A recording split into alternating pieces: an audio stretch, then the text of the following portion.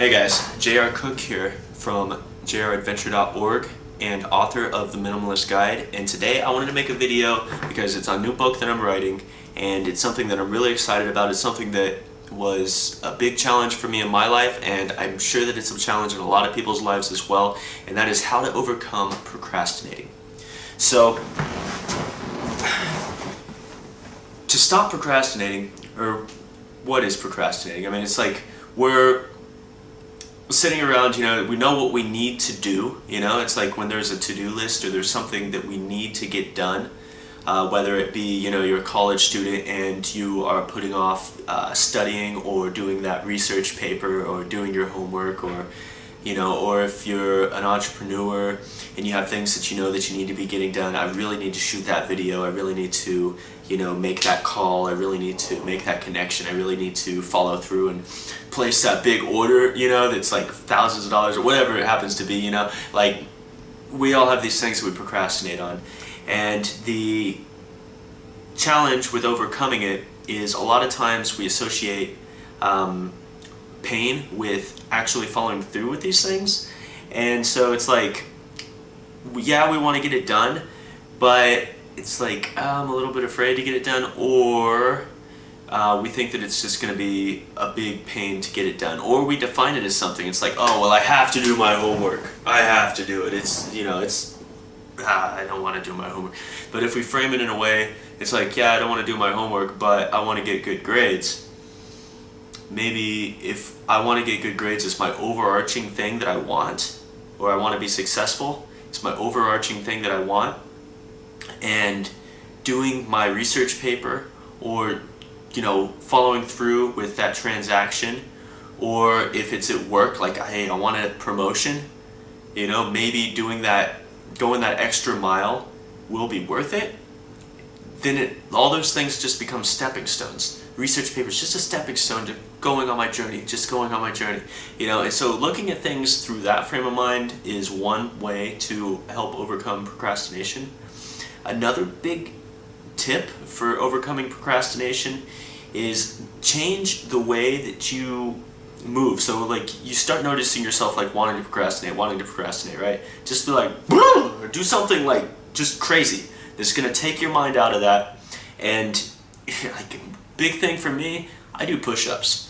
I want to do it started off like 10 push-ups because I couldn't do that many, but now I'm like at 30 push-ups because it's still a challenge every once in a while. It's like, man, I want to procrastinate right now. I start doing push-ups like, I can do it, I can do it. And I know it sounds crazy, but it works and it keeps me productive. And even just doing that just now just like raised my energy level so much. And I think it's because I associate it now with actually like taking action. So now I'm just like pumped. I'm like, woo, let's finish up this video, let's get to editing. Yeah, I want to edit. It's like editing was definitely something that I did not like doing so much before, but now it's something that it's what it takes to create good quality videos that people are going to like. And so hey, that's what I do. It's part of my outcome. Part of my outcome with just this video is to give you so much content, so much quality content that's going to just be of so much value to you, that you're able to take action and improve the quality of your life. That's my outcome with this. And while I want to sit here and just flap my lips, it's like, if I look at it that way, no, I don't want to sit here and flap my lips. But if I look at what I'm doing is I'm helping people, then yeah, I want to sit here and do this. So I have my outline here in front of me for my book. Let's see some more key things I think I could share here and help you guys with. This is following through. Yeah, so a big thing as well is when approaching a big task is to make your reason for following through stronger than your reason for not following through. So a lot of times we'll be sitting there with some sort of task that we need to do. Like, we'll just take something simple, like it's the laundry, right? It's the laundry. It's sitting over there. It's overflowing. It's been days, sitting over there, stinking, and we sit there, it's like, I don't want to do the laundry.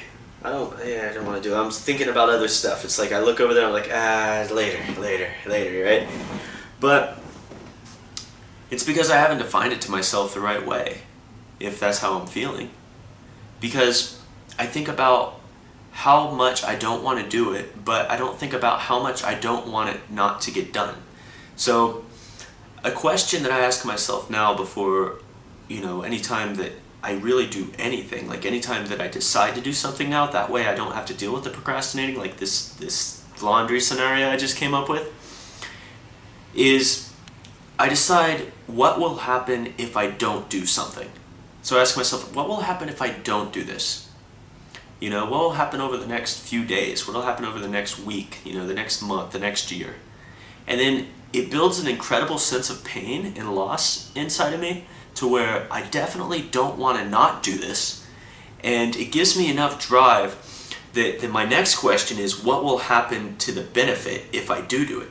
And then I ask myself that question, and then it pulls me. So it's like I'm repelled from this is a lesson I learned from Tony Robbins, by the way.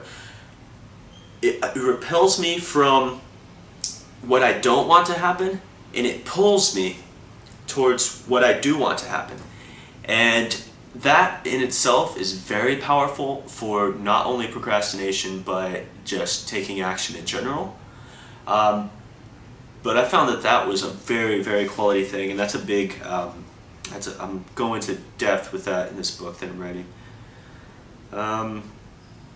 Redefine, I already talked about that. Oh, another one is changing the environment. So maybe you can change your mood. Like, what kind of music do you like to listen to that makes you feel productive? Like, think back in your past and be like, okay, when was a time when I felt really productive? What was going on? Like, what kind of music was I listening to? What kind of stuff was I doing? Was I exercising every day? What was I doing? And you just find these patterns, because the same patterns that worked for you then will work for you now. So think back then, find a song that makes you feel really productive, and just play it every single time you want to get busy. Like, you have something that you need to take care of. Like, I need to take care of something. First, decide that you're going to do it. Think about everything that will happen to you if you don't do it. Think about all the positives if you do it. Throw on your favorite song that's going to help you focus. Or maybe get a new song. Find like some productive thing. I listen to like these 3-hour long like productivity music things on YouTube. You can just search them out. It's like search, like I put like epic motivational 3-hour, and I just hit enter. And then I just come up with different sequences of words that I think will help me find something new. And sometimes you find some amazing ones. And like I found some that I just love, that make me feel great, and so I listen to those a lot. And so I suggest doing that. That'll help you be way more productive. And you can try going to new locations, do something that's going to make it seem more exciting to you. That goes along with how you define it as well. Like if I'm just doing a research paper, then maybe it's not that exciting. I don't know why I keep coming up with the college stuff. Not in college, but if I need to do a research paper, it's not very exciting. But if I'm doing a research paper on something that I'm incredibly passionate about, I'm doing a research paper so that I can learn more about X, so that when I get into my career, I'll be that much better, that much more powerful, and I'll be that much, like, it's just going to really make me succeed. But a lot of times, well, when I was in school, I'd look at the research paper as like, oh, well, that's just a grade. It's just a grade. And then my grade doesn't really matter in real life because they don't care about my grades when I'm getting a job, right? But it's about so much more than a job. It's about the person that you become by doing the research paper. It's not, you understand what I mean? So you want to become a better individual. That's why the research paper is important, because it's going to help broaden your horizons and broaden your perspective as a human being and make you a better one. Much more compelling than, oh, I got to do a research paper. You know what I mean? So change the way that you look at things and change your location. Like I said, you can go to a coffee shop, stuff like that. A lot of times that used to help me a lot. At this point, I just love working at home. I've conditioned myself. I just get it done here. Way fewer distractions here, and I just like it. But do what it takes for you. Place, stick. Yeah, highly suggest checking out my book when I get done with it, because there's so much more information that I can give via like deep, detailed description than, and plus it's kind of like a course that you go through. So a little hard, but I hope these tips and tricks really helped you.